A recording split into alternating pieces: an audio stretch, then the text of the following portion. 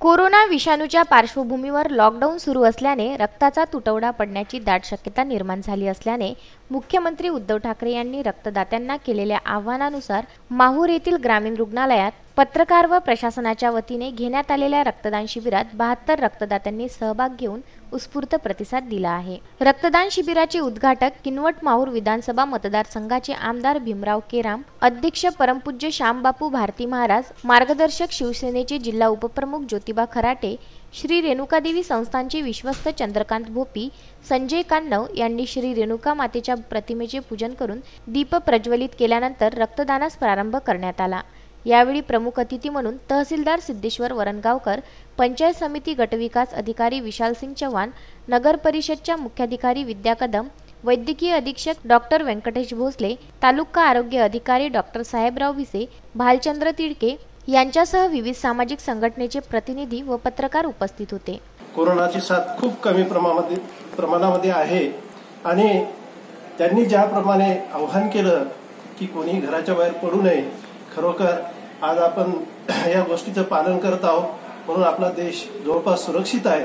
आणि या अनुषंगाने आज माहूर येथे ग्रामीण रुग्णालय तसेच पत्रकार संघाच्या वतीनं रक्तदान शिबिराचं आयोजन केलं होतं।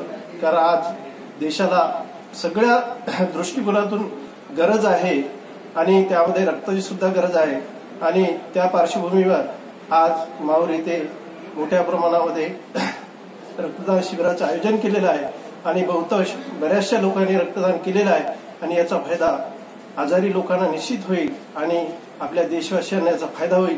प्रशासन आणि पत्रकारांच्या वतीने रक्तदान शिबिराचं आयोजन ग्रामीण रुग्णालयात केलेलं आहे। या रक्तदानासाठी जवळजवळ 100 लोकांनी आपल्या नावाची नोंदणी केली आहे आणि ठीक 11 वाजता याचं उद्घाटन माननीय पूजनीय श्यामबापू महाराज यांच्या अध्यक्षतेखाली आणि उद्घाटक म्हणून किनवट माहूर विधानसभेचे आमदार माननीय केराम साहेब यांच्याद्वारे हे झालेलं आहे। आणि रक्तदानाचे काही महत्व आहे, हे महत्व अतिशय सर्वश्रेष्ठ असं हे रक्तदान आहे।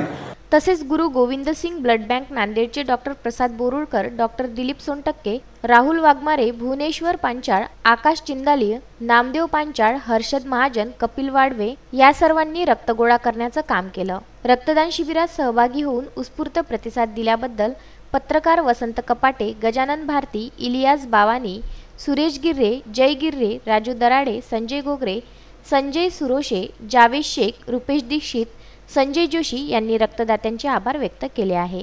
आणि या लॉकडाऊनमुळे आपल्याला थोडासा त्रास होतो हे मान्य करतो आहे, परंतु ह्या सगळ्या गोष्टी मान्य करत असताना काही गोष्टी मिळवण्यासाठी थोडासा त्रास आपल्याला सहन करावा लागणार आहे, ही परिस्थिती आहे। गेली 21 दिवस आपण अतिशय चांगल्या पद्धतीने व आपल्या सर्व नेत्यांचा आदेश पालन करून प्रशासनाला आपण सहकार्य केलेला आहे। आता आज हे 18-19 दिवस आपण या ठिकाणी त्या आदेशाचं पालन करून परत एकदा आपल्याला या ठिकाणी या कोरोनावर विजय मिळवायचा आहे आणि टप्प्याटप्प्याने एक विश्वासाने मी तुम्हाला या भागाचा लोकप्रतिनिधी म्हणून सांगेन, दरडोई 10 लाखाच्या पाठीमागे साधारणतः 9 लोकांना कोरोना हा रोगाने प्रभावित त्या ठिकाणी होत आहेत, पॉझिटिव्ह निघत आहेत। या संख्येच्या प्रमाणामध्ये फार काही मोठे अंक नाही।